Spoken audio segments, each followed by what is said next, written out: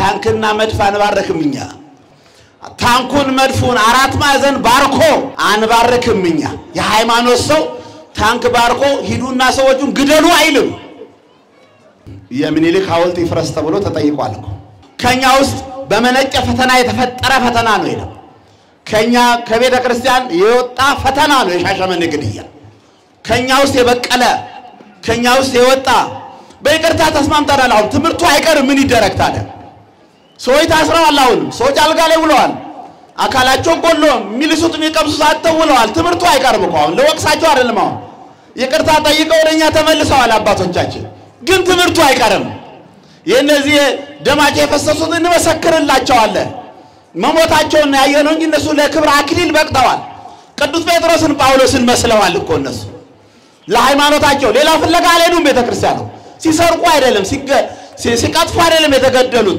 ለሃይማኖት ነው ለሃይማኖታቸው አይቀርም ትምርቱ አይቀርም አዎ ታርቀን ስራችንን ብንጀምርም የሞቱ ሰዎች ልንመሰክርላቸው ይገባል የ21ኛው መቶ ክፍለ ዘመን ሰማዕታት ናቸው ቤተክርስቲያን የውስጥ ጠላቶች ናቸው ሐዋርያት ሳይሆኑ ሐዋርያትን የሚሉ የሐዋርያትን ካባ ደርበው ውሸት የሚሰሩ ሐሰት የሚሰሩ የገዳይ ልጆች በሃይማኖት በመንግስት ሽፋን ሃይማኖት በተዋህዶ ለመጉዳት የተዘጋጁ ሰዎች አሉ እኮ የሚገርም ነገር ስልጣኑን አግኝተው ኦርቶዶክስን ለመውጋት የተዘጋጁ የመንግስት አዋጅ አይደለም መንግስት ኦርቶዶክስን አጥፉልኝ አላለ ተጠግተው ግን መንግስት ስራ ሰጥቷቸው በኃላፊነታቸው ውስጥ ያሉ ገለልተኛ ያረጉን ነውኛል ካሳን እንስጣችሁ ተብሏል 6 ኪሎ ያለው 6 ኪሎ ደሙ በደም የተጻፈውን አንብባችሁን ማለት በታክሲ መሽከርከር ብቻ እኮ አይደለም የደም ጽሑፍ ነው ውስጥ ያለው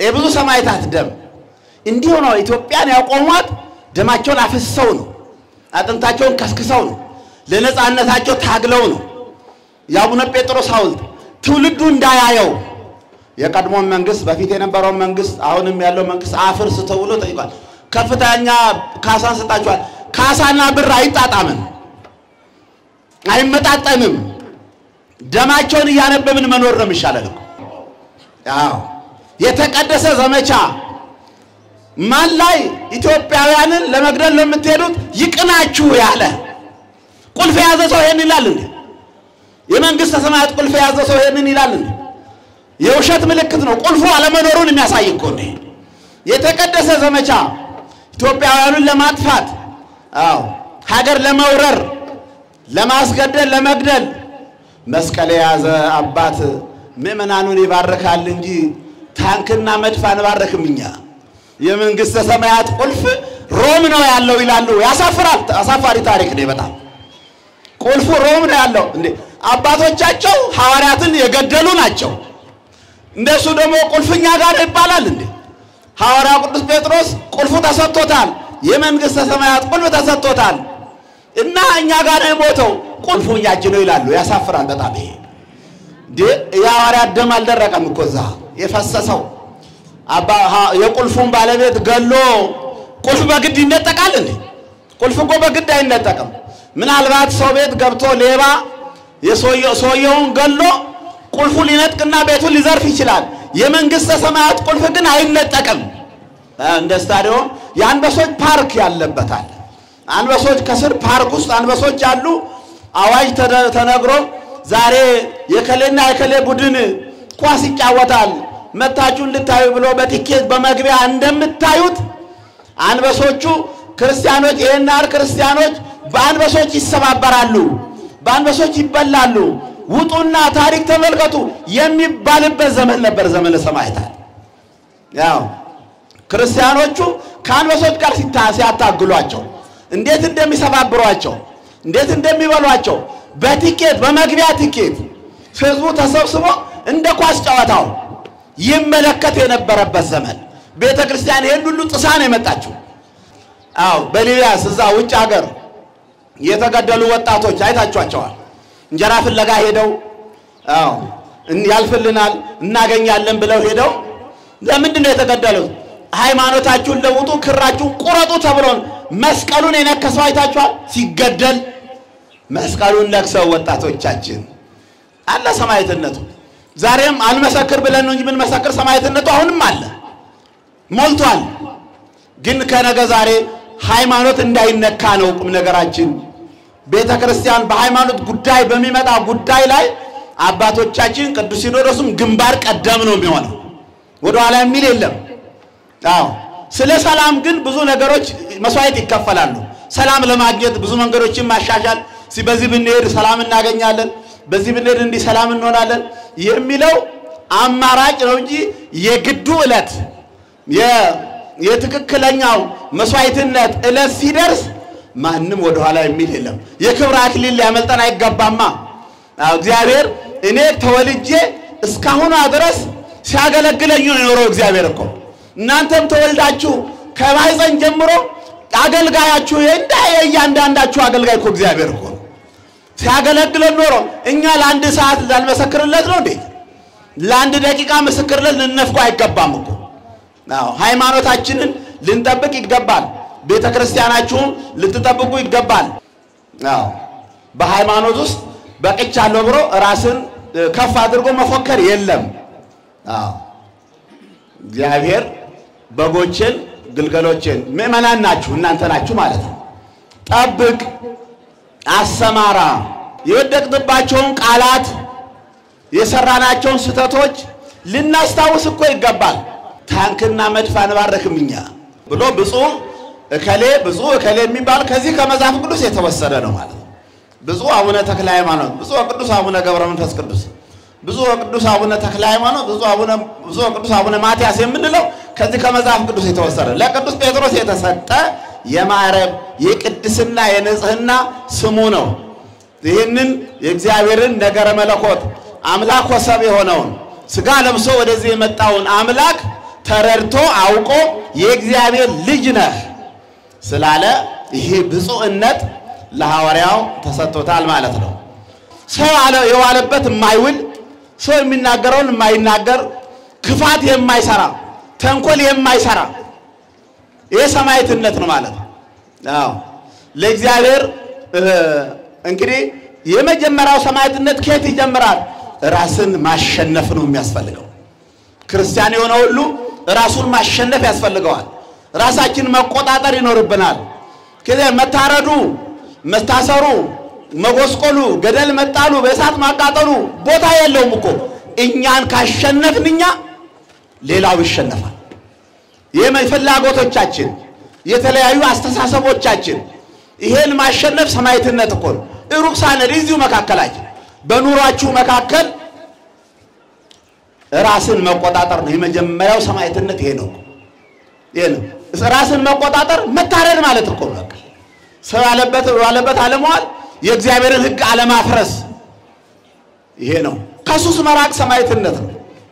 እዚሁ መካከላችን ነው ስራው ያለው። ከሱስ መራቅ የተለያዩ ሱሶች ተይዘዋል። ወጣቶቻችን በአሁኑ ሰዓት በተለያዩ ሱሶች በተለያዩ መንገዶች እየተሰራብን ነው። በተለያዩ እንደ ቻርልስ ዳርዊን የሱ ሐሳብ እየተሳካ ነው መሰለኝ። ሰው መደዴ እንዲሆን ዝም ብሎ ከእንስሳ በታች ሆኖ እንዲኖር አዎ እግዚአብሔርን እንዳያስብ በጎ ነገር እንዳያስብ ይሄ በሙሉ እየተሰራብን ነው በተለያየ መልኩ። አንድነታችን ነው የሚያስፈልገን አሁን አብረን መሆን ሃይማኖታችንን መጠበቅ። ሌላው በጋብቻ ጸንቶ መኖር እኮ ሰማዕትነት። ጋብቻችሁ በቀደም ዮሐንስ በወሌም ተናግሬዋለሁ። ይሄን ትምህርት ሰማዕትነት ነው። አንድ ለአንድ በሕግ መኖር ሰማዕትነት ነው። ጋብቻን ጠብቆ መኖር መታረድ ብቻ አይደለም። ጽድቅ እኮ ጫካ መግባት ብቻ አይደለም። ሰማዕት ጫካ ገብቶ መታረድ መገደል ብቻ አይደለም። በራስ ውስጥ ያለውን ኑሮ ማሸነፍ ማሻሻል፣ ከሱስ መራቅ፣ ጋብቻን ማጥናት፣ ሃይማኖተኛ መሆን፣ ስለ ስሙ መመስከር በሚያስፈልግበት ሰዓት ወደ ኋላ ማለት አያስፈልግም። አዎ በዚህ ዘመን ብዙዎቹ ቀድመውናል። በቤተ ክርስቲያናችን የበሻሻ አቡነ ገብረ መንፈስ ቅዱስ ታሪክ ሁላችሁም ታውቃላችሁ። ሰማዕታቱ እኛው በዚህ መካከል አልተቋረጠም። በቤተ ክርስቲያን ሰማዕትነቱ አሁንም አልተቋረጠም። አዎ ገብረ መንፈስ ቅዱስ አባታችን ሊያከብሩ ሄደው የአክሊል ክብር ያገኙ ምእመናን፣ መንግስተ እግዚአብሔርን የወረሱ ምእመናን በጣም ደስ በሚል ሁኔታ እንደገና ደግሞ ከገደሏቸው በኋላ ቤንዚን አልከፍክፎ ስጋቸው ሲነድ ተቀርጾ አይቻለሁ እንዲህ አቃጥለው ከገደሏቸው በኋላ አሁን በዘጠናዎቹ ውስጥ ያለው 97 98 ውስጥ ያለው ያው በሻሻመኔም ተደግሟል ሁላችሁም የምታውቁት ነው ያው ብዙዎቹ መስዋዕት ሆነዋል እኛም ቢያጋጥመን ደስ ይለናል አልሄድንም እንጂ እዛ እኛም ቢያጋጥመን መናፍቃን እየፈለቁ ነው ከቤተ ክርስቲያን ከውጭ አይደለም አሁን የሚመጣው ከዚህ እየፈለቁ የኛው ሰባኪዎች የኛው ደሞዝ የሰጠቻቸው ያስተማረቻቸው አሁን ድምጻቸውን አጥፍተዋል ጭራሽ እንደውም አሁን ምን ማለት ጀምረዋል ስብከታቸውን ቀይረው በጠረናቸው ልታውቋቸው ይገባል ማርያም ማርያም ብለት ማለት ጀምረዋል አሁን በስብከት ሚካኤል ማለት ጀምረዋል አጽራረ ቤተ ክርስቲያን የቤተ ክርስቲያን የውስጥ ጠላቶች ደሞዟን እየበሉ አሁን ሊያጠፋት የሚያስማሟት አሉ ዛሬ ለዚህ መስዋዕት መክፈል ያስፈልጋል መድረካችሁን ቤተ ክርስቲያናችሁን ልትጠብቁ ይገባል እኮ አዎ ብዙዎች በስሜ ይመጣሉ እንዳለው ዛሬ ብዙዎች በእግዚአብሔር ስም መጥተዋል አሁን የውጭ ጠላት አያስፈራም ከውስጥ የሚፈልቀው ነው በጣም የሚከብደው ከመንበሩ ስር ቀድሰው ወጥተው ምን ተጠረጥራላችሁ ይሄን አሃዱ ብለው ቀድሰው ሁሉ አይደሉም ምእመናን ካህናቱ ሁሉ ወቅስ አይደለም እኔ መናፍቃኑን በጠረን እናቃቸዋለን በቋንቋቸው ይታወቃሉ ባካሄዳቸው ይታወቃሉ በሽታ ልታውቋቸው ይገባል እኮ በጎቼ ድምጼን ይሰማሉ ነው ያለው ጌታ ጠረኔን ያውቃሉ የሌላውን ጠረን ስለማያውቁ አይጠጉም አለ ጌታ እኮ የሌላውን ድምጽ ስለማያውቁ አይጠጉም አይከተሉም ይላል መድኃኒታችን ኢየሱስ ክርስቶስና ዛሬም ሰማዕትነቱ አለ ዛሬም ምእመናን መስዋዕት እየከፈላችሁ ነው ተዋህዶ ኦርቶዶክስ ተከታዮች ምእመናን ህዝበ ክርስቲያን ኢትዮጵያውያን በአሁኑ ሰዓት ገበያው ሰማዕትነት እያስከፈላችሁ አይደለም ሰማዕትነት እያስከፈላችሁ ነው የኑሮ ውድነት ገበያው የዛሬው ሲጨምር እንጂ ሲቀንስ አይታይም እኮ ሰማዕትነት ሳይበሉ አድሮ እግዚአብሔር ቤት መምጣት ሳይበሉ ውሎ ወደ እግዚአብሔር ቤት መምጣት ፈተናው ብዙ ነው በየቢሮው ይሄ መንግስት ያላወጣውን አዋጅ የሚጠቀሙ ሰራተኞች አሉ ያው በገጠሩም በከተማውም ማለት ሁሉ አይደሉም መቼስ መንፈስ ያደረበት ሁሉም ዲያብሎስ አልሆንም እኮ ሐዋርያት አንዱ ነው ዲያብሎስ የሆነው እና እንደዚህ አይነት ፈተናዎች አሉ በየቢሮው የሥራ ገለልተኝነት አዎ ስራ ያጣችሁ የተባረራችሁ ጭማሪ እንዳይጨመር ሲደረግባችሁ ሁሉ ሰማዕትነት ይሄን የሚያደርጉ ሰበብ የሚፈልጉ ጭማሪው ላለመጨመር እድገቱን ላለመስጠት በየቢሮው ሰበብ የሚፈልጉ ሰማዕትነት እንደዚህ እንደ ዲዮቅልጥያኖስ የሚታዩ የግል ፍላጎት ያላቸው ሰዎች ቤተ ክርስቲያንን እየጎዷት ነው እና ለሃይማኖታችን ምስክር እንድንሆን ነው ሰማዕታት እንድንሆን ነው በኑሯችሁ አዎ ለእግዚአብሔር የተቀደሰ በአካሄዳችሁ በኑሯችሁ ሁሉ ስለ እግዚአብሔር መመስከር አዎ በአፍ ብቻ አይደለም የሚመሰከረው ደም ማፍሰስም ሲመጣ ይመሰከራል ሐዋርያት እናደርጋዋልና ምስክሮች እንድንሆን ነው በሄድንበት ቦታ ሁሉ እውነተኞች እንድንሆን ደዎች የሆኑ ደግሞ ስለማንሰራ ነው ስለማናለማ ደዎች የሆኑ ስለማናለማ ነው እኔ 40 ምንጭ ነው ነው ከ40 ምንጭ አዲስ አበባ እስከገባ ብዙ ወንዞች ይፈሳሉ እንደ ሽንቁርት እንኳን ዳሩ የሚተክልሰው የለም ስለማንሰራ ደህየነው እና ስለዚህ እነዚህ ቅዱሳን ሰማዕታት ስናከብር ያን ጊዜ የነበረው መሰየፍ መታረድ በእግዚአብሔር ስም መመስከር ደማቸውን በማፍሰስ መመስከራቸውን ሳንረሳ ቁልፉኛ ጋር ነው ያሉትን የሚሉት ሰዎች ደግሞ ቁልፉ እናንተ ጋር አይደለም ሐዋርያት ጋር ነው ቁልፉ ቅዱስ ሲኖዶስ ጋር ነው ይያል መልስ ልንሰጥ ያስፈልጋል በእኔ ስም በሰዎች ሁሉ ዘንድ የተጠላችሁ ትሆናላችሁ ይሄ ማቴዎስ 10 ላይ መድኃኒታችን ኢየሱስ ክርስቶስ ሐዋርያትን ሲያስተምራቸው ሲመራቸው የሰጣቸው ከተመረቁበት የምርቃት ማዕረጋቸው አንዱ ቃል ነው ይሄ እግዚአብሔር ሰው ትምህርት ተምሮ በዓለም ዘንድ ትምህርት ተምሮ በዲፕሎማ በዲግሪ በዛ ጊዜም ባለው ዕውቀት ጥሩ ደሞዝ አግኝቶ ቤት ሰርቶ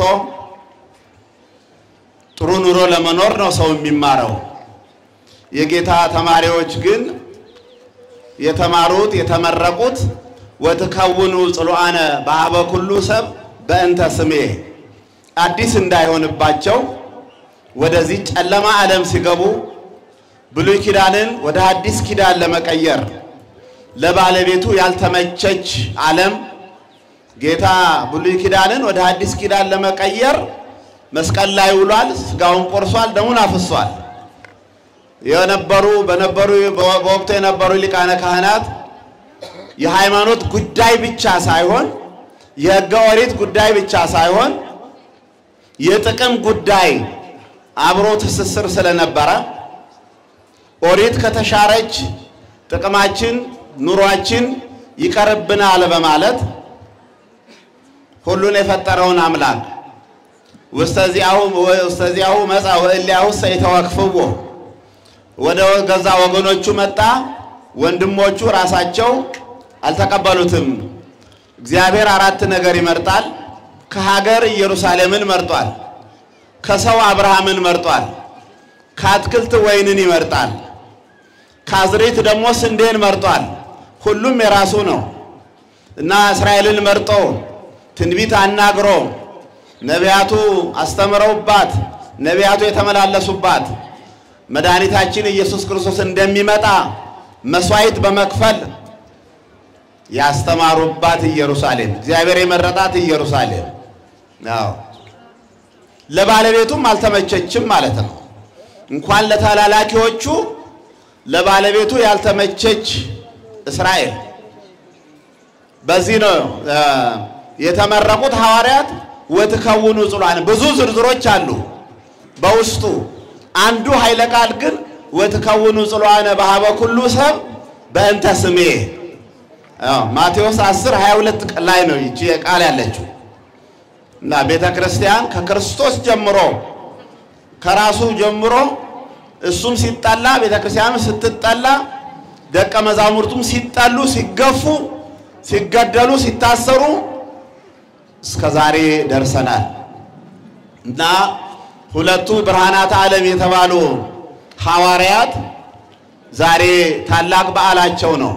እንግዲህ መጀመሪያ ሐዋርያው ቅዱስ ጴጥሮስ ከአሳ ማጥመድ የተጠራ ሐዋርያ ነው ከወንድሙ እንድርያስ ጋራ ጌታ ወደዚህ ዓለም መጥቶ ወንጌልን ሲያስተምር የሚተኩ ሰዎች ስለሚያስፈልጉት የሚያስተምሩ ሰዎች ስለሚያስፈልጉት 12ቱን ሐዋርያት ሲመለምል ሲጠራ በዘር የነበረውን ክህነት ሽሮ በነገደ ሌዊ በአሮን በኩል የነበረውን የክህነት የዘር ክህነት ሽሮ ከሁሉም ቦታ ሐዋርያትን ሰብስቦ ጠርቶ እና እነዚህ ሁለቱ ሐዋርያት ሐዋርያው ቅዱስ ጴጥሮስ የመጀመሪያ ስሙ ስምዖን የተባለው ከአሳ ማጥመድ ከወንድሙ ጋራ አሁን አሳ ታጠምዳላችሁ እኔ ሰው አጥማጆች አደርጋችኋለሁና ኑና ተከተሉኝ ተብሎ የተጠራ ሐዋርያ ነው በደብረ ታቦር ከጌታ ጋራ በታላቁ ምስጢር አምላክነቱን በገለጠላቸው ጊዜ በደብረ ታቦር አብሮ የተገኘ ሐዋርያ አንድ ወቅት ደቀ መዛሙርቱ በባህር ላይ በጀልባ ሲጓዙ መድኃኒታችን ኢየሱስ ክርስቶስ በባህር ላይ እነሱ ላይ እየተጓዘ በባህር ላይ ሲጓዝ ሲፈታተነን የነበረው ሰይጣን በባህር ላይ ሲጓዝ መጣብን ብለው በፈሩበት ጊዜ እኔ ነኝ አይዟችሁ አትደንግጡ ብሏቸው ሐዋርያው ብዙ ጊዜ ሰው ተፈጥሮ እንግዲህ ይለያያል ፍጥነት ነበረው ቀናይነት ነበረው ለብዙ ነገር ቀደም ብሎ ፈጠን ብሎ አንዳንድ ነገሮችን መናገር መስራት ይቀናዋል ሐዋርያው ጌታችን ኢየሱስ ክርስቶስን አንተ አዎ በል አንተ ከሆንክ በባህሩ ላይ እንዳንተ በባህሩ ላይ እንድጓዝ ፍቀድ ና አለውና ፈቀደለት ጌታ እንግዲህ ገና መንፈስ ቅዱስ ስላልተሞሉ ገና ደቀ መዛሙርት ኮርሰኞች ስለነበሩ አዲስ መንፈስ በውስጡ ደግሞ የጠላታችን ካጠገባችን ስለማይርቅ ሰው በውሃ ላይ እንዴት ይሄዳል የሚል ሐሳብ አድሮበት ጠለቀ ወደታች ከዛ እጁን አወጣ ጌታ ሆይ አድነኝ አለ ለምን ተጠራጠርክ ልምጣ አልከኝ ና አልኩ ተራምደሃል ለምንድነው እንዲህ አይነት ክፉ ሐሳብ ውስጥ ያደረው ብሎ መድኃኒታችን ኢየሱስ ክርስቶስ ከሐይቁ ያወጣው ነው የእግዚአብሔር ልጅ ነህ ብሎ በፊልጶስ ዘቂሳርያ ደቀ መዛሙርቱን ሰብስበው ሰዎች የሰው ልጅ ማን ይሉታል እኔን ማን ይሉኛል አለ ሐዋርያው ቅዱስ ጴጥሮስ አሁንም ቅድም እንዳልኳችሁ ፈጥኖ እጅ አወጣሱ አንተ የሕያው የእግዚአብሔር ልጅ ነህ ብሎ የመሰከረ ሐዋርያ ነው በዚህ ርዕስ ውስጥ ብፁዕ ነህ ተብሏል ብፁዕ ነህ ስጋን የለበስከው ስጋ ባንተ ውስጥ የሚመላለሰው ደም ያንተ ሰማያዊ ተፈጥሮ አይደለም የፈቀደልህ የሰማዩ አባቴ ይሄን ፈቅዶልሃልና ብፁዕ ነህ ብሎ ብፁዕ እከሌ የሚባል ከዚህ ከመጽሐፍ ቅዱስ የተወሰደ ነው ማለት ነው ብፁዕ አቡነ ተክለ ሃይማኖት ብፁዕ ቅዱስ አቡነ ገብረ መንፈስ ቅዱስ ብፁዕ ቅዱስ አቡነ ተክለ ሃይማኖት ብፁዕ ቅዱስ አቡነ ማትያስ የምንለው ከዚህ ከመጽሐፍ ቅዱስ የተወሰደ ለቅዱስ ጴጥሮስ የተሰጠ የማዕረግ የቅድስና የንጽህና ስሙ ነው ይሄንን የእግዚአብሔርን ነገረ መለኮት አምላክ ወሰብ የሆነውን ስጋ ለብሶ ወደዚህ የመጣውን አምላክ ተረድቶ አውቆ የእግዚአብሔር ልጅ ነህ ስላለ ይሄ ብፁዕነት ለሐዋርያው ተሰጥቶታል ማለት ነው በዚሁ እንግዲህ ሰው እንደተመቸው አይኖርም ስጋ ለባሾች ነን እንደተመቸን አንኖርም ሁለት ፈተናዎች አሉ በሰው ላይ አንዱ ፈተና ከራስ የሚፈልቅ የራስ ፍላጎት የራስ አስተሳሰብ ሁለተኛው ፈተና ያው ዲያብሎስ ነው ጠላታችን ነው ሰው ይሄ ጠንካራ ፈተና አለበት የሰው ሁሉ ማለት ነው እና በዛ አስፈሪ ችግር በሆነበት ሰዓት ሐዋርያው ቅዱስ ጴጥሮስ እኔ ጌታ ሞታለሁ ሰቀላለሁ ከሙታን ተለይቼ እነሳለሁ ሲል እንዴ ማን ነው የሚሰቅልህ ማን ነው የሚነካ ማን ነው የሚቀርብህ ያለ ሐዋርያ የማልኮስን ጆሮ በሰይፍ የቆረጠ ከጌታ ጋር የነበረ ለጌታ ተቆርቆሮ ጆሮ የቆረጠ ጌታ ደግሞ የሰው ደም ላፈስ አልመጣሁም የራሴ ደም ፈሶ ሰውን ለማዳን ነው የመጣሁት ብሎ የሰውየውን ጆሮ ቀጠለለት ይላልና ይህን ያደረገው ሐዋርያ እንቅፋት ገጠመው ዳዊትም እንቅፋት ገጥሞታል ሁሉም እንቅፋት ይገጥመዋል በእግዚአብሔር ድጋፍ ነው ሁሉም እግዚአብሔር ያልደገፋቸው ቅዱሳን እግዚአብሔር እንዲበቁ ያረዳቸው የሉም ያለሱ ምንም ይሰራ ነገር የለም እና ሲፎክር ያን ጆሮ ሲቆርጥ ሰይፍ የታጠቀው ሐዋርያው ጌታ ተይዞ ወደ ሊቀ ካህናቱ ግቢ በሚገባበት በሚሄድበት ሰዓት ጌታ አንድ ነገር ነግሮታል አንተ እኔን ዶሮ ሳይጮህ 3 ጊዜ ትክደኛለህ ብሎ መድኃኒታችን ኢየሱስ ክርስቶስ ይህን መረጃ ሰጥቶታል እንዴት ተብሎ እንዴት ተደርጎ አይሞከርም አይታሰብም አለ ፈተና ከሰው ፈተና አይለይም ጌታ ተይዞ ወደዛ ታስሮ ሲገባ አንድ ሰዓት ሲነድ ስታነድ የምታነድ የነበረች ሴትዮ አያችሁ ይሄም እኮ ከናዝሬቱ ኢየሱስ ጋር ነበረ ስትል ዞር በይ አንቺ የምትዩን አላውቀውም ብፁዕ የተባለው ሰው ተመልከቱ እየተጠገኑ ነው ሁሉም እየተጠገነ ነው እግዚአብሔር ጠጋይ ነው እግዚአብሔር የሰው ዓላማ እንዲበላሽ አይፈልግም አይደለሁም አላት ከሱ ጋር አይደለሁም አለ አሁን በዚህ ርዕስ ውስጥ ሐዋርያው ቅዱስ ጴጥሮስ ከሃዲ ነው አይደለም የምንለውኛ እለትኪት ገጠመው ነው የምንለው ከሃዲ ነው ክዶ አይባልም እለትኪት ገጠመው የጥንቃቄ ጉድለት ከሱ ጋር አይደለሁም አለ ሁለተኛ እንደዚህም ሌላ ሰው ደግሞ ይሄ እኮ ከናዝሬቱ ኢየሱስ ጋር ነው ሲባል አይደለሁም ዝም ብላችሁ አዘባርቁ እኔ ከሱ ጋር አይደለሁም አለ ሶስተኛም እንደዚሁ እንቅፋት ገጠመው ማለት ደብረ ታቦር የወጣው ሐዋርያ ብርሃነ መለኮቱን ያየ ሐዋርያ አንተ የእግዚአብሔር ልጅ ነህ ያለው ሐዋርያ አላውቀውም ማለት እለትኪት ነው የሚባለው እለትኪት አስጨናቂ የሆነ ሰዓት በመንፈስ ካልሆነ በስጋ የማናልፋት ሰዓት ትገጥመናለች በጣም አስቸጋሪ የሆነ ሰዓት ማዶ ለማዶ ጌታ ማዶ ሆኖ ፍርዱ ወንበር ላይ ፊት ቆሞ ሲያየው ቅዱስ ጴጥሮስን አይን ላይ ተገጣጠሙ ጌታና ሐዋርያው ትዛለው ጥሩ ነው እኮ ትዛለው ይላል አሁን ችግራችን ኃጢአታችን ትዛልል ይያልን ነው የተቸገርነው ትዛለው የተነገረው ነገር ለካ ክጄዋለሁ ለካ ጥቻለሁ ማለት አልነበረብኝም ማለትና ምርር ያለ ለቅሶ ወዲያውኑ ወጥቶ ለቅሶ አለቀሰ ነው የሚለው። በመጽሐፍ ቅዱስ ውስጥ ሶስት ከባድ ለቅሶች ያለቀሱ የአዳም ለቅሶ፣ የዳዊት ለቅሶ፣ የሐዋርያው የቅዱስ ጴጥሮስ ለቅሶ በጣም ከባድ ለቅሶዎች ናቸው። እግዚአብሔር መሐሪ ነው። ወመኑ መሐሪ ዘከማከ የተባለው አምላካችን ተቀበለው። እንባውን አፈሰስክ ብሎ አለቀሰ። መራራ ለቅሶ እንዲህ አይነት ፈተና ገጥሞት ምርር ያለ ለቅሶ። ለኛም እኮ ይሄ ትምህርት ይጠቅሰናል። ኃጢአታችን ልናስብ ይገባል፣ ልናስታውሰው ይገባል። የወደቅንበትን ቦታ፣ የወደቅንባቸውን ቃላት፣ የሰራናቸውን ስህተቶች ልናስታውስ እኮ ይገባል። ወዲያውኑ መፍትሄ ያገኘ እለት እኪት ገጠመው፣ ፈተና ገጠመው፣ ወዲያውኑ ነው መፍትሄውን ያገኘው ማለት ነው። መፍትሄው ምንድነው? አልቅሶ ንስሐ መግባት። ይሄ የገጠመው ሐዋርያ እግዚአብሔር አምላካችን ይህን እንባ ተቀብሎ ወደ ስፍራው ወደ ቦታው መልሶታል። ሐዋርያው የወጣበት እንዳይታጎልበት ጌታ በሞተ ጊዜ በመቃብሩ ጋር ሮጠው ከሄዱት አንዱ ቅዱስ ጴጥሮስ ነው። ከቅዱስ ዮሐንስ ጋር ወደ መቃብሩ የሄደ መቃብሩ ጋር ሄደው ማርያም መግደላዊት በመቃብሩ ቦታ ቆማ ስታለቅስ እነሱ ደግሞ መቃብሩ ጋር ሄደው አይተው ሐዋርያው ቅዱስ ዮሐንስ አልገባም። ቅዱስ ጴጥሮስ ገብቶ የመግነዝ ልብሱን አይቶ ተረርቶ መነሳቱን አምኖ የተመለሰ ወደ መቃብሩ የገባ ሐዋርያ በመጨረሻም እግዚአብሔር ከዚህ ሁሉ ፈተና ሐዋርያነቱን ካረጋገጠለት በኋላ ደግሞ በሐዋርያ ሥራ እንደተጻፈው የተሰጠው በረከት የተሰጠው ሀብት በጥላ ሕሙማንን መፈወስ በጥላ ሕሙማንን መፈወስ የሚገርም ነገር ነው። በቤተ ክርስቲያን ውስጥ በቅዱሳን አባቶቻችን በተክለ ሃይማኖት፣ በገብረ መንፈስ ቅዱስ፣ በሰማዕቱ በቅዱስ ጊዮርጊስ የሚሰሩትን ተአምራት የማይቀበሉ አጽራረ ቤተ ክርስቲያን አሉ። አሁን ይሄ ተአምር ነው የሚባለው። ሐዋርያው ይሄው ፀሐይዋ አይታችኋታል።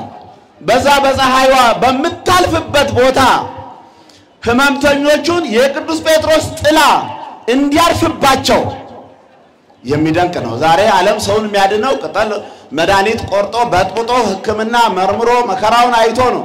የሐዋርያው ቅዱስ ጳውሎስ በሽተኞቹን በእጁ እንኳን ሳይነካቸው ማለት ነው። የሚደንቀው ግን ከሐዋርያው መፈወስ ከሕሙማኑ መፈወስ ይልቅ ያድንልናል ብለው አምነው ህመምተኞቹን የሚያመጡ ሰዎች ይድናሉ በጴጥሮስ ጥላ ብለው ህሙማንን የሚያመጡ የሚደነቁ ሰዎች ናቸው። እና ጥላ ያረፈበት ሁሉ ከማንኛውም ህመም ከማንኛውም ደዌ ይህ የሆነው መንፈስ ቅዱስን ከተቀበሉ በኋላ ፈሪዎች የነበሩ ጨካኞች ጥቡዓን ከሆኑ በኋላ ለእግዚአብሔር ሕይወታቸውን ከሰጡ በኋላ ይሄ በረከት ተሰጠው ማለት ነው። ጥላ በጥላ ህመምተኞችን ማዳን የሚገርም ነው በጣም። ይሄ በቤተ ክርስቲያን ያለው ተአምር እኮ ከዚህ የሚበልጥ አይደለም እኮ። ቅዱሳኑ በየጊዜው የተለያየ ክብር ይሰጣቸዋል እግዚአብሔር እንደየማዕረጋቸው እንደየድካማቸው ክብር ይሰጣቸዋል እግዚአብሔር። አሁን ይሄ መጽሐፍ ቅዱስ ነው፣ ተአምር ነው ይሄ። የጻድቁ አቡነ ገብረ መንፈስ ቅዱስ ተአምር ከዚህ የተለየ አይደለም። ገድሉ ከዚህ የተለየ እኮ አይደለም። በተሰጣቸው ማዕረግ ቅዱሳኑ የተለያዩ ተአምራትን ይፈጽማሉ። ይሄ ደሞዛቸው ነው፣ ሀብታቸው ነው፣ ክብራቸው ነው። ይሄ ቅዱስ ጴጥሮስ ወያመጹ ህሙማነ በአራታት ይላል። ህመምተኞቹን ከቤት የማይወጡትን ህመምተኞች በአልጋ ተሸክመው ያመጡ ነበር ይላል። ምን ለማድረግ? ቅዱስ ጴጥሮስ ሲያልፍ ጥላው እንዲያርፍባቸው ሳይዳስሳቸው ማለት ነው። ከዚህ በለጠ ተአምር አለ? ይሄን ዓለም ይቀበላል እንዴ? ይሄ ዓለም ዶክተሮች፣ ዓለም ጥበበኞች ይሄን ይቀበላሉ እንዴ? አይቀበሉም እኮ። በቤተ ክርስቲያን ያሉ ተአምራት ከዚህ የተለዩ አይደሉም። በቃ ግን ክብራቸው የተለያየ፣ የተሰጣቸው ክብር የቅዱሳኑ ክብር የተለያየ ክብር ነው። በተለያየ ክብር ይገለጥባቸዋል፣ እግዚአብሔር ይገለጥባቸዋል። ህሙማንን ከዚህ ሁሉ እንቅፋት አልፎ አላቀው ከማለት አልፎ ለዚህ ክብር መብቃት የእግዚአብሔር ድጋፍ ነው እና ሕሙማንን በጥላው ያድን የነበረ ሐዋርያው ቅዱስ ጴጥሮስ መጨረሻ በጎቼን ጠብቅ፣ ግልገሎቼን ጠብቅ፣ ጠቦቶቼን ጠብቅ ብሎ መድኃኒታችን ኢየሱስ ክርስቶስ ይሄ ለሁሉም ሐዋርያት የተሰጠ ኃላፊነት ነው። ትወደኛለህን እያለ ጠይቆት ጌታ መጨረሻ ቅዱስ ጴጥሮስ እንደዛን ጊዜው አልፎከረም። ማን ይነካል? ማን ይሰቅልሃል? ከጎንህ ነኝ አላለም። ጌታ ሆይ እንደምትወደኝ እንደምንወድህ አንተ ታውቃለህ ነው ያለው። አዎ በሃይማኖት ውስጥ በቅቻለሁ ብሎ ራስን ከፍ አድርጎ መፎከር የለም። አዎ እግዚአብሔር በጎችን ግልገሎችን ምእመናን ናችሁ እናንተ ናችሁ ማለት ነው ጠብቅ አሰማራ። በዚህ ሰሞን ግን በዚህ ዕለት ግን አንዳንድ ሰዎች አሉ መቼም ሰይጣን በሰው አድሮ ሰውን የሚያደናቅፈው እንቅፋት ሊገጥመው ነበር እኮ አሁንም ዛሬ በሮማ አደባባይ ነገ ልትገደሉ ነው ልትሰው ነው ልትጠፉ ነው ሲባሉ በዚህ በመንገዷ ሹለት ሌላ ጊዜ ብዙ ስራ ትሰራለህ ታምር ግዴል ወደፊት ትሰራላሉና መከሩትና በስርጥ መንገድ ሾልኮ ሊሄድ ነበር ሐዋርያው። ለክፋት አይደለም ቆይቶ ለማስተማር ነው። ጌታ ከለሜዳ ለብሶ መስቀል ተሸክሞ ወደ ሮማ አደባባይ ሲመጣ መንገድ አየው። ኩባዲስ አበመኑ ተሐወል አዎ ጌታ ሆይ ወደ ማን ትሄዳለህ? አንተ ይሄድክ አይደል ጥለህ እኔ ዳግም ሮም ልሰቀል ነው የመጣሁት አለው። ይሄን ያደረገው ጌታ ለምንድን ነው? የጴጥሮስ ፕሮግራም እንዳይበላሽ ነው። ተመለስ እኔ መስዋዕትነቱን እከፍላለሁ አለውና ከሄደበት ተመልሶ በፈቃዱ እጁን ሰጥቶ መስዋዕት ይሆነበት። እንደ ጌታዬ እንኳን አትስቀሉኝ፣ አዎ ራሴን ወደ ታች አርጋችሁ እንደዚህ እንደሱ መሰቀል ከሱ ጋር መወዳደር እንዳይሆንብኝ እኔን ወደ ታች ዘቅዝቃችሁ እግሬን ወደ ላይ አድርጋችሁ እንድትሰቅሉኝ ሰማዕትነቱን ለመቀበል ፈቃደኛ ነኝ አላቸው። ከዚህ በኋላ ያው ባለው መሰረት ተሰቅዝቆ ቁልቁል አንገቱን ወደ ታች አድርገው መስዋዕት የሆነበት ዕለት ነው ሐዋርያው ቅዱስ ጴጥሮስ። 3000 ሰው በአንድ ቀን ስብከት ያሳመነ በጽርሐ ጽዮን ታላቅ ስራውን ጨርሶ የፈጸመ ነው። ሁለተኛ ቅዱስ ጳውሎስ ብሉይ ኪዳንን በብሉይ ኪዳን የሚያምን ወንጌልን የሚቃወም ክርስቶስን የሚቃወም ሐዋርያ የነበረ ነው እና አዋቂ ነው። ለብሉይ ኪዳን ቀናኢ ነው። ክርስቲያኖችን ሲያሳድድ ሲያባረር ነበር። ቅዱስ እስጢፋኖስ ሲወገር ወጋሪዎቹ ሄደው ቅዱስ እስጢፋኖስ በድንጋይ ቀጥቅጠው እስኪሚገሉ ድረስ ልብስ ይጠብቅ የነበረ ነው ሐዋርያው ቅዱስ ጳውሎስ። ከዚህ በኋላ እግዚአብሔር ግብረ ሐዋርያት ምዕራፍ 29 ላይ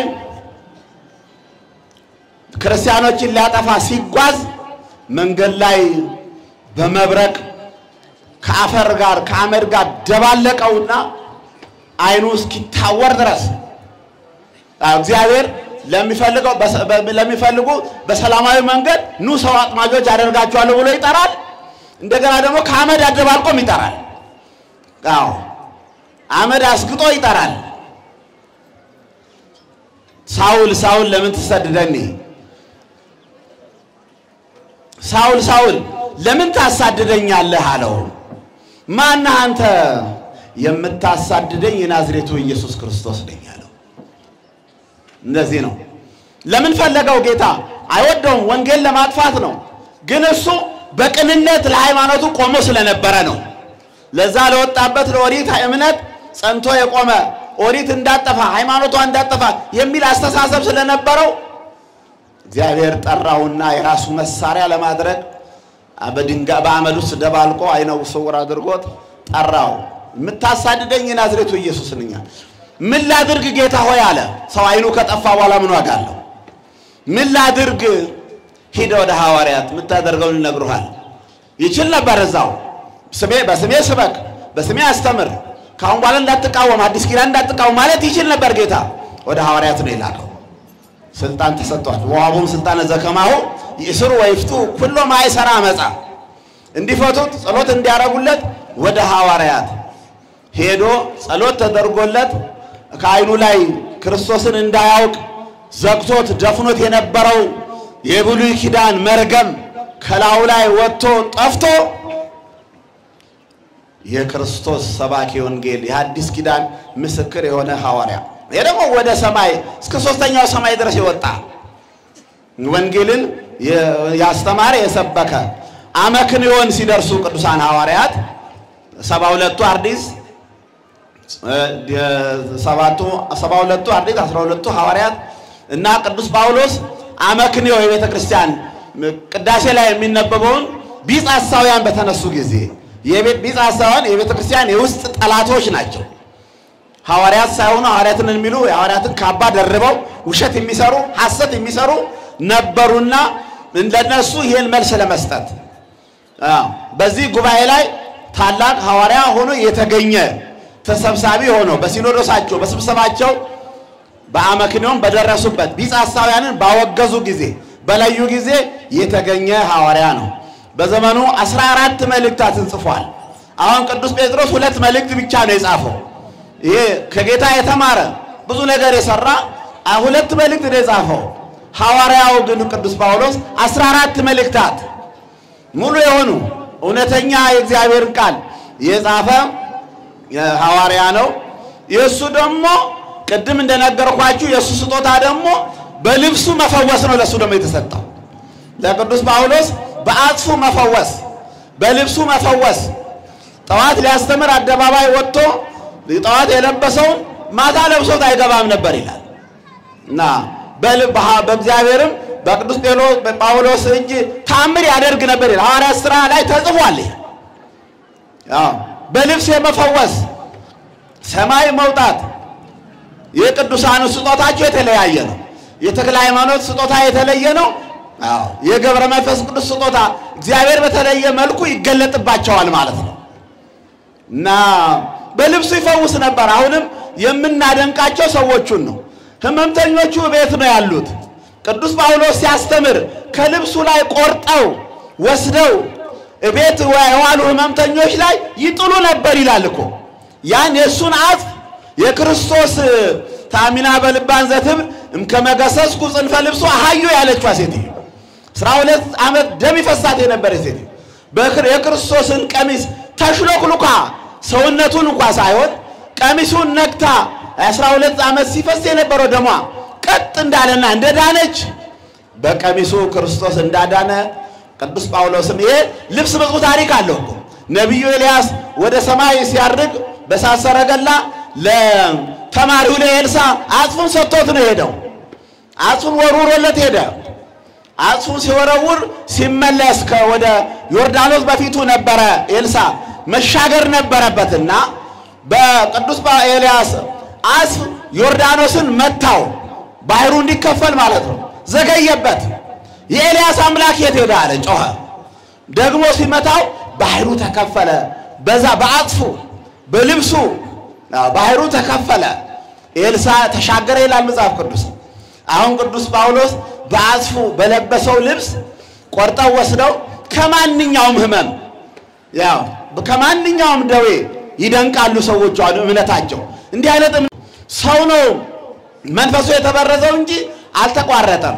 እንኳን ሌላ እኮ ማህበር ጽዋ ተጠጡ የለ ማህበር ጽዋ ተጠጡ ቤት በየቤቱ ዞራችሁ ማህበሩ ዛሬ መናፍቃን ይሄን አይወዱም። ይሄ እንግዲህ የሐዋርያት ተከታዮች የጀመሩት ነው ማህበር እና ሰውየው ወንድማችሁ ታሞ ቤት ውሎ ለመዳን ሲያስብ ከዛ ከማህበሩ ፊት ከያንዳንዱ አንዳንድ ጉርሻ ተጠራቅሞ ተሰብስቦ ይሰጠዋልና ቤት ሄዶ ያንን ሲመገብ ወይም ደግሞ ያምረዋል ከቄሶቹ ፊት ደጀ ሰላም ከቄሶቹ ፊት ምግብ ሰብስባችሁ አምጡልኝ ይላል። ያን በልቶ እኮ ይድናል። ዛሬ ቤተ ክርስቲያናችን አላቋረጠችም። ጠበሩም ስራ አላቋረጠም።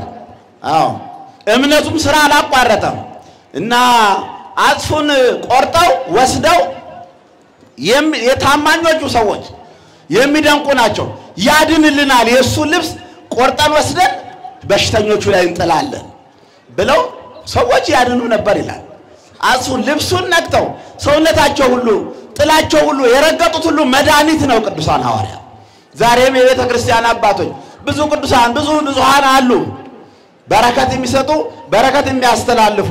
ዛሬም ቅዱስ ጳውሎስ እንግዲህ በአንድ ላይ ከሐዋርያው ከቅዱስ ጴጥሮስ ጋር አንገቱን ተሰይፎ ሰማዕት የሆነበት ቀን ነው።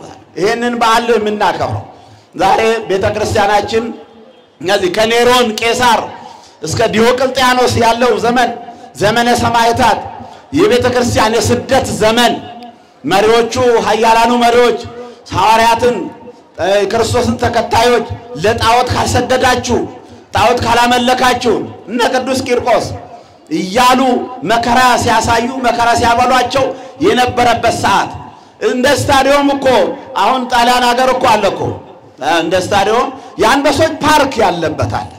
አንበሶች ከስር ፓርክ ውስጥ አንበሶች አሉ። አዋጅ ተነግሮ ዛሬ የከሌና የከሌ ቡድን ኳስ ይጫወታል መታችሁ እንድታዩ ብሎ በቲኬት በመግቢያ እንደምታዩት አንበሶቹ ክርስቲያኖች የናር ክርስቲያኖች በአንበሶች ይሰባበራሉ፣ በአንበሶች ይበላሉ፣ ውጡና ታሪክ ተመልከቱ የሚባልበት ዘመን ነበር ዘመነ ሰማዕታት።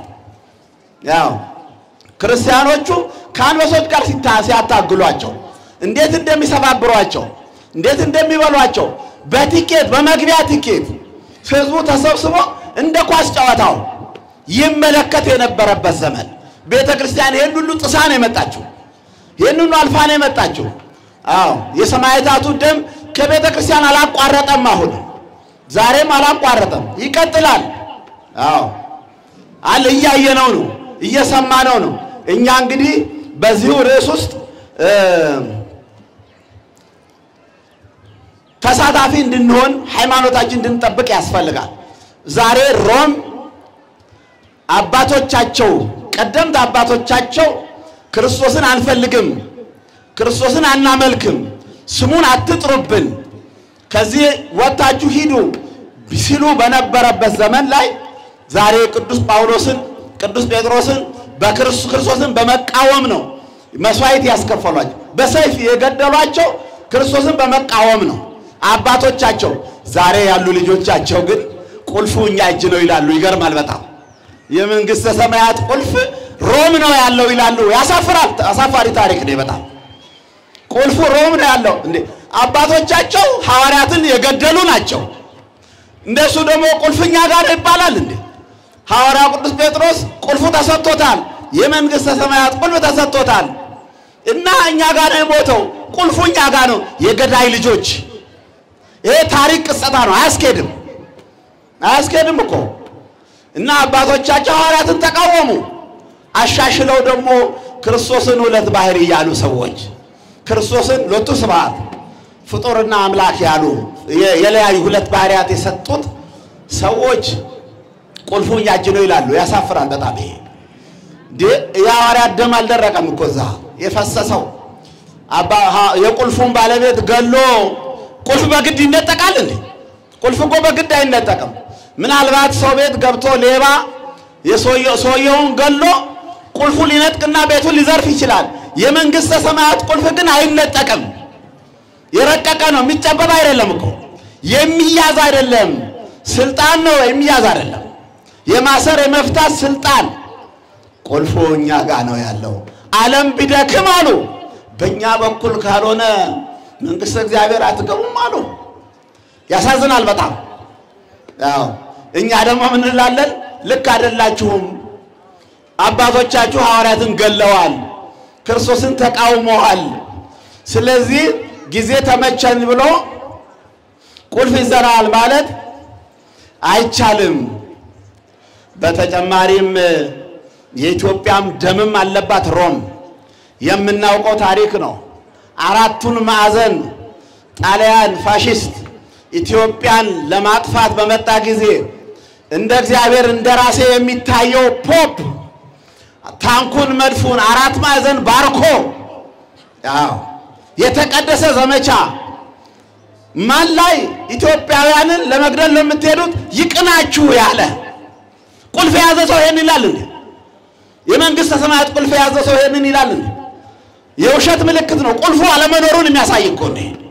የተቀደሰ ዘመቻ ኢትዮጵያውያንን ለማጥፋት ሀገር ለመውረር ለማስገደል ለመግደል መስቀል የያዘ አባት ምእመናኑን ይባርካል እንጂ ታንክና መድፍ አንባርክም። እኛ ክላሽና ምን ብዙ ስማ አላቸው ስናይፐር ምና ብዙ መሳሪያዎች መጥተዋል የድሮ መሳሪያዎች እነ ቤልጂክ እነ ወጀግራ እነ ምንሽር ነበሩ ሽማግሌዎቹ ያውቁታል እነሱ ተሽረው አልፈዋል አሁን አንባርክምኛ የሃይማኖት ሰው ታንክ ባርኮ ሂዱና ሰዎቹን ግደሉ አይልም ጠይቀዋል እኮ በኔ ባለሁበት ዘመን የሚኒሊክ ሐውልት ይፍረስ ተብሎ ተጠይቋል እኮ ካሳን እንስጣችሁ ተብሏል እኮ 6 ኪሎ ያለው 6 ኪሎ ደሙ በደም የተጻፈውን አንብባችሁን ማለት በታክሲ መሽከርከር ብቻ እኮ አይደለም የደም ጽሑፍ ነው እዛው ውስጥ ያለው የብዙ ሰማዕታት ደም እንዲሁ ነው ኢትዮጵያን ያቆሟት ደማቸውን አፍስሰው ነው አጥንታቸውን ከስክሰው ነው ለነጻነታቸው ታግለው ነው ያቡነ ጴጥሮስ ሐውልት ትውልዱ እንዳያየው የቀድሞ መንግስት በፊት የነበረው መንግስት አሁንም ያለው መንግስት አፍርስ ተብሎ ጠይቋል ከፍተኛ ካሳን ሰጣቸዋል ካሳና ብር አይጣጣምም አይመጣጣንም ደማቸውን ያነበብን መኖር ነው የሚሻለው ታሪካቸውን ያነበብን አሁን ዛሬ ግን ምንድነው የመጣው ጦርነት የለም ግድያ የለም የስነ ልቦና ጦርነት ነው አሁን የመጣው የስነ ልቦና ጦርነት የኢትዮጵያ ወጣቶች ምን ይፈልጋሉ ህዝቡ ምን ይፈልጋል ስሜቱ በምን ይሸነፋል ተብለን ጎናችን ተጠንቶ በተለያየ መልኩ ያያዩ ነው አሁን እጃቸው ከኛ አልተለየም አሁን በተለያየ መልኩ ውጮቹ ዓለም አሁንም እኛን ለማጥፋት እኛን ለማለያየት የማይቆፍሩት ጉርጓድ የለም የማይፈነቅሉት ነገር የለም እና አባቶቻችን ድንበሯን ከነነጻነቷ ከነ ሃይማኖቷ አስረክበውን ዛሬ በእኛ ጊዜ ልትጠፋ አይገባም ሀገሪቷ ታሪኳ ክብሯ ኦርቶዶክስ ተዋህዶ ቤተክርስቲያን ናት ዓለም ቢጎበኝ ዓለም ቢጎርፍ ዓለም ቢመጣ ቤተክርስቲያኗ ውስጥ ያለውን ታሪክ ነው የሚጎበኝ ኢትዮጵያ ከተዋህዶ ተለይታ የተለየ የሚጎበኝ ነገር የተለየ ክብር የላትም ይሄን ለማለያየት ይሄን ለማጥፋት በተለያየ መልኩ ነው በየመንደር በጥቃቅን ነገር በተለያየ መስመር ታሪካችንን ሊያበላሹ የመጡ ሰዎች አሉ እኛ ማንንም አንቃወምም እኛ ተቃውሞ አይደለም የምንሰብከው ግን አትንኩን ግን እንላለን ቤተክርስቲያናችን አትንኩ ከኛ አሁን እዛ የተሰብስቦ የሄደ ሁሉ ከኛ ኮብልሎ የሄደ ነው እንደዛው ደግሞ በገፍ ደግሞ ወደኛ እየተመለሱ ነው አሁን ያለው አይተው ምንም ነገር አጥተው ወደኛ እየተመለሱ የምንመለከታቸው ናቸው እና እንግዲህ ይሄ ትምህርት የነዚህ ቅዱሳን ሐዋርያት ሕይወት እኛንም የሚያስተምረን ነገር የመጀመሪያው ሰማዕታት ክርስቲያን ማለት በራሱ ሰማዕት ማለት ነው ክርስቲያን የተዋህዶ ኦርቶዶክስ ተከታይ ማለት ሰማዕት ማለት ነው ሰማዕት ማለት ምን ማለት ነው ሰው የዋለበት የማይውል ሰው የሚናገረውን የማይናገር ክፋት የማይሰራ ተንኮል የማይሰራ ይሄ ሰማዕትነት ነው ማለት ነው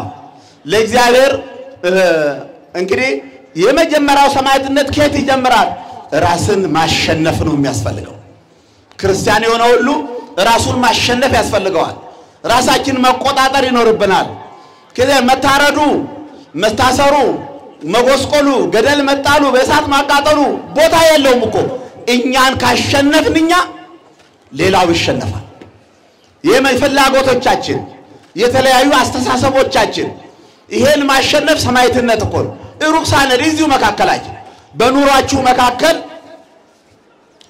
ራስን መቆጣጠር ነው የመጀመሪያው ሰማዕትነት ይሄ ነው ራስን መቆጣጠር መታረድ ማለት እኮ ነው ሰው ያለበት አለመዋል የእግዚአብሔርን ሕግ አለማፍረስ ይሄ ነው ከሱስ መራቅ ሰማዕትነት ነው እዚሁ መካከላችን ነው ስራው ያለው ከሱስ መራቅ የተለያዩ ሱሶች ተይዟል ወጣቶቻችን ባሁኑ ሰዓት በተለያዩ ሱሶች በተለያዩ መንገዶች እየተሰራብን ነው በተለያዩ እንደ ቻርልስ ዳርዊን የሱ ሐሳብ እየተሳካ ነው መሰለኝ ሰው መደዴ እንዲሆን ዝም ብሎ ከእንስሳ በታች ሆኖ እንዲኖር እግዚአብሔርን እንዳያስብ በጎ ነገር እንዳያስብ ይሄ በሙሉ እየተሰራብን ነው በተለያየ መልኩ አንድነታችን ነው የሚያስፈልገን አሁን አብረን መሆን ሃይማኖታችንን መጠበቅ ሌላው በጋብቻ ጸንቶ መኖር እኮ ሰማዕትነት ጋብቻችሁ በቀደም ዮሐንስ በወሌም ተናግረዋል ይሄን ትምህርት ሰማዕትነት ነው አንድ ለአንድ በሕግ መኖር ሰማዕትነት ነው ጋብቻን ጠብቆ መኖር መታረድ ብቻ አይደለም ጽድቅ እኮ ጫካ መግባት ብቻ አይደለም ሰማዕት ጫካ ገብቶ መታረድ መገደል ብቻ አይደለም በራስ ውስጥ ያለውን ኑሮ ማሸነፍ ማሻሻል ከሱስ መራቅ ጋብቻን ማጥናት ሃይማኖተኛ መሆን ስለስሙ መመስከር በሚያስፈልግበት ሰዓት ወደ ኋላ ማለት አያስፈልግም በዚህ ዘመን ብዙዎቹ ቀድመውናል በቤተ ክርስቲያናችን የበሻሻ አቡነ ገብረ መንፈስ ቅዱስ ታሪክ ሁላችሁም ታውቃላችሁ ሰማዕታቱ እኛው በዚህ መካከል አልተቋረጠም በቤተ ክርስቲያን ሰማዕትነቱ አሁንም አልተቋረጠም ገብረ መንፈስ ቅዱስ አባታችን ሊያከብሩ ሄደው የአክሊል ክብር ያገኙ ምእመናን መንግስተ እግዚአብሔርን ይወረሱ ምእመናን በጣም ደስ በሚል ሁኔታ እንደገና ደግሞ ከገደሏቸው በኋላ ቤንዚን አልከፍክፎ ስጋቸው ሲነድ ተቀርጾ አይቻለሁ እንዲህ አቃጥለው ከገደሏቸው በኋላ አሁን በዘጠናዎቹ ውስጥ ያለው 97 98 ውስጥ ያለው ያው በሻሻመኔም ተደግሟል ሁላችሁም የምታውቁት ነው ያው ብዙዎቹ መስዋዕት ሆነዋል እኛም ቢያጋጥመን ደስ ይለናል አልሄድንም እንጂ እዛ እኛም ቢያጋጥመን ከኛ ውስጥ በመነጨ ፈተና የተፈጠረ ፈተና ነው ይሄ ከኛ ከቤተ ክርስቲያን የወጣ ፈተና ነው የሻሸመኔ ግድያ ከኛ ውስጥ የበቀለ ከኛ ውስጥ የወጣ በይቅርታ ተስማምተናል አሁን ትምርቱ አይቀር ምን ይደረግ ታዲያ ሰዎች ታስረዋል አሁን ሰዎች አልጋ ላይ ውለዋል አካላቸው ጎሎ ሚልሱት የሚቀምሱት አጥተውለዋል ትምርቱ አይቀርም እኮ አሁን ለወቅሳቸው አይደለም አሁን ይቅርታ ጠይቀው ወደኛ ተመልሰዋል አባቶቻችን ግን ትምርቱ አይቀርም የነዚህ ደማቸው የፈሰሱት እንመሰክርላቸዋለን መሞታቸውን ያየነው እንጂ እነሱ ለክብር አክሊል በቅተዋል ቅዱስ ጴጥሮስን ጳውሎስን መስለዋል እኮ እነሱ ለሃይማኖታቸው ሌላ ፍለጋ አልሄዱም ቤተክርስቲያኑ ሲሰርቁ አይደለም ሲቀጥፉ አይደለም የተገደሉት ለሃይማኖት ነው ለሃይማኖታቸው አይቀርም ትምርቱ አይቀርም አዎ ታርቀን ስራችንን ብንጀምርም የሞቱ ሰዎች ልንመሰክርላቸው ይገባል የ21ኛው መቶ ክፍለ ዘመን ሰማዕታት ናቸው አዎ በሊቢያስ እዛ ውጭ ሀገር የተገደሉ ወጣቶች አይታችኋቸዋል እንጀራ ፍለጋ ሄደው አዎ ያልፈልናል እናገኛለን ብለው ሄደው ለምንድን ነው የተገደሉት ሃይማኖታችሁን ለውጡ ክራችሁን ቁረጡ ተብሎ መስቀሉን የነከሰው አይታችኋል ሲገደል መስቀሉን ነክሰው ወጣቶቻችን አለ ሰማዕትነቱ ዛሬም አልመሰክር ብለን ነው እንጂ ምን መሰክር ሰማዕትነቱ አሁንም አለ ሞልቷል ግን ከነገ ዛሬ ሃይማኖት እንዳይነካ ነው ቁም ነገራችን ቤተ ክርስቲያን በሃይማኖት ጉዳይ በሚመጣ ጉዳይ ላይ አባቶቻችን ቅዱስ ሲኖዶስም ግንባር ቀደም ነው የሚሆነው ወደ ኋላ የሚል የለም አዎ ስለ ሰላም ግን ብዙ ነገሮች መስዋዕት ይከፈላሉ ሰላም ለማግኘት ብዙ መንገዶችን ማሻሻል በዚህ ብንሄድ ሰላም እናገኛለን በዚህ ብንሄድ እንዲ ሰላም እንሆናለን የሚለው አማራጭ ነው እንጂ የግዱ ዕለት የትክክለኛው መስዋዕትነት ዕለት ሲደርስ ማንንም ወደ ኋላ የሚል የለም የክብር አክሊል ሊያመልጠን አይገባማ እግዚአብሔር እኔ ተወልጄ እስካሁን ድረስ ሲያገለግለኝ ነው የኖረው እግዚአብሔር እኮ እናንተም ተወልዳችሁ ከማህፀን ጀምሮ አገልጋያችሁ እያንዳንዳችሁ አገልጋይ እኮ እግዚአብሔር እኮ ሲያገለግለን ኖሮ እኛ ለአንድ ሰዓት ላልመሰክርለት ነው እንዴ ለአንድ ደቂቃ መስክርለት ልንነፍቆ አይገባም እኮ አዎ ሃይማኖታችንን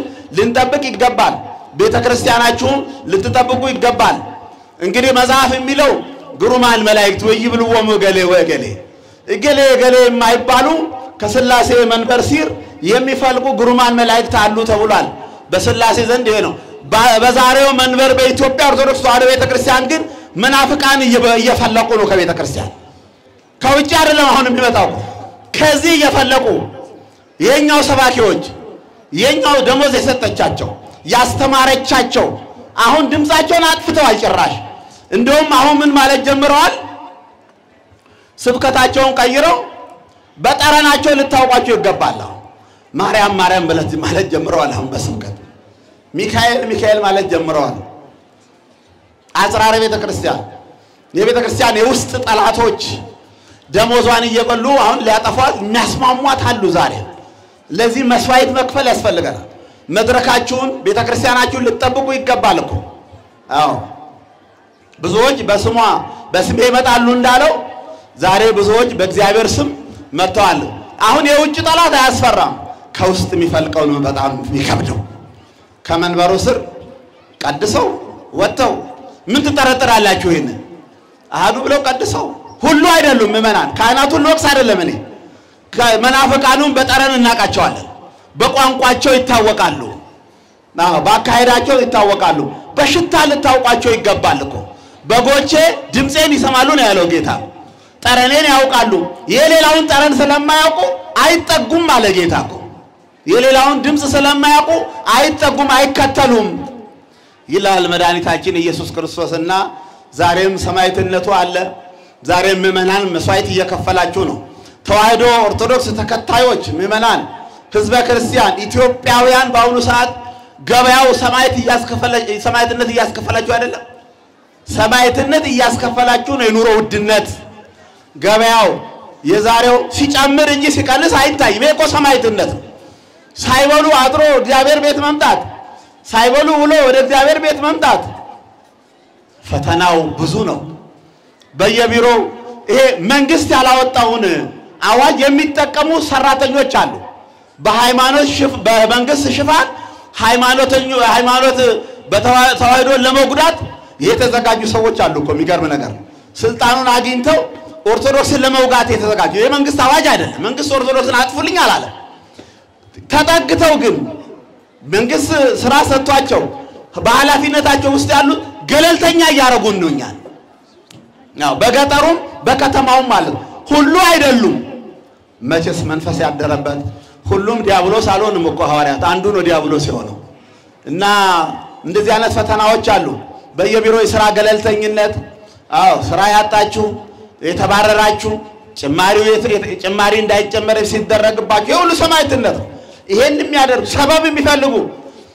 ሰበብ የሚፈልጉ ጭማሪውን ላለመጨመር እድገቱን ላለመስጠት በየቢሮው ሰበብ የሚፈልጉ ሰማዕትነት እንደዚህ እንደነ ዲዮቅልጥያኖስ የሚታዩ የግል ፍላጎት ያላቸው ሰዎች ቤተክርስቲያንን እየጎዷት ነው እና ለሃይማኖታችን ምስክር እንድንሆን ነው ሰማዕታት እንድንሆን ነው በኑሯችሁ ለእግዚአብሔር የተቀደሰ በአካሄዳችሁ በኑሯችሁ ሁሉ ስለ እግዚአብሔር መመስከር በአፍ ብቻ አይደለም የሚመሰከረው ደም ማፍሰስም ሲመጣ ይመሰከራል ሐዋርያት እናደርገዋልና ምስክሮች እንድንሆን ነው በሄድንበት ቦታ ሁሉ እውነተኞች እንድንሆን ደዎች የሆኑ ደግሞ ስለማንሰራ ነው ስለማናለማ ደዎች የሆኑ ስለማናለማ ነው እኔ 40 ምንጭ ነው ነው ከ40 ምንጭ አዲስ አበባ እስከገባ ብዙ ወንዞች ይፈሳሉ እንደ ሽንቁርት እንኳን ዳሩ የሚተክል ሰው የለም ስለማንሰራ ደህየ ነው እና ስለዚህ እነዚህ ቅዱሳን ሰማዕታት ስናከብር ያን ጊዜ የነበረው መሰየፍ መታረድ በእግዚአብሔር ስም